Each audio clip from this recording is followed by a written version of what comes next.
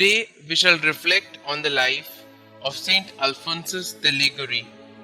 As a boy, St Alphonsus, the eldest of 7 children, made a retreat each year in company with his father in some religious house. Being extraordinarily gifted and brilliant, he was awarded a doctorate in law at the age of 16 and rapidly achieved success. But he gave up his profession at the age of 27, seeking to discover God's will in prayer and works of charity. Joining the Neapolitan propaganda, he aided these priests who were giving vivid and inspiring missions among the poorest of the poor, and was himself ordained priest in 1726. Ardent and of delicate sensibility, profoundly intelligent and downright practical, he always sought to do the will of God. Thus, on the 9th of November 1732, he founded the Congregation of the Most Holy Redeemer, the Redemptorists, and for 20 years travelled about the province of Naples, gaining numerous conversions through his mission apostolate. After the year 1752, he devoted himself steadily to writing. His great work on moral theology holds to the golden mean between the excessively lenient and the exaggeratedly rigorous schools of thought. This prince of moral theologians had a remarkable devotion to Our Lady and the Blessed Sacrament, and this spurred him to compose the many dogmatic and ascetical works for which he is famed. Of these, the Glories of Mary, the Way of Salvation, and the True Spouse of Christ are perhaps the best known, each abounding in practical and common sense suggestions. Alphonsus particularly favored short, effective petitions and acts of love. We have altogether 111 books and treatises from his pen, which have seen over 4,000 editions in over 60 languages.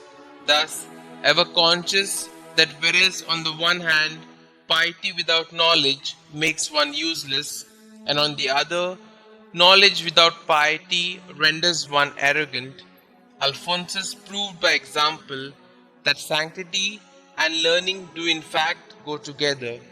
When he was made Bishop of St Agata dei Goti, a small Neapolitan diocese, in the year 1762, he reformed his entire diocese, laboring zealously for 13 years. A tactful reform that covered the seminary, the clergy, the monasteries, besides promoting missions, eliminating liturgical aberrations, instructing his flock, healing the sick, and succoring the poor.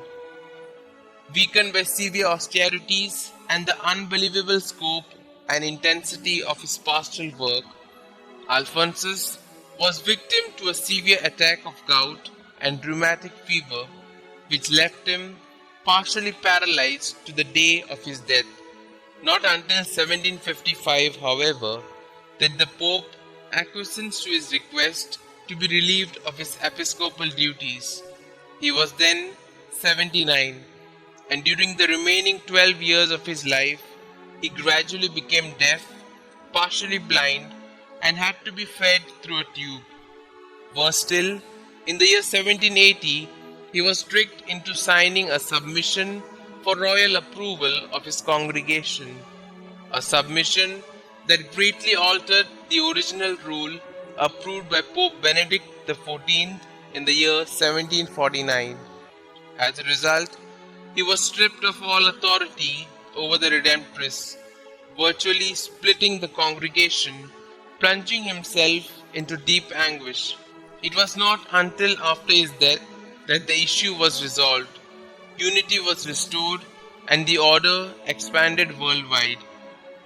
Alphonsus died on the 18th of July 1787. He was beatified by Pope Pius VII on 15th of September 1816 and was canonized by Pope Gregory XVI on the 26th of May 1839. He was declared Doctor of the Church by Pope Pius IX on the 23rd of March 1871. The first and only professional moral theologian to have been canonized, St Alphonsus is the patron of teachers of moral theology and of confessors.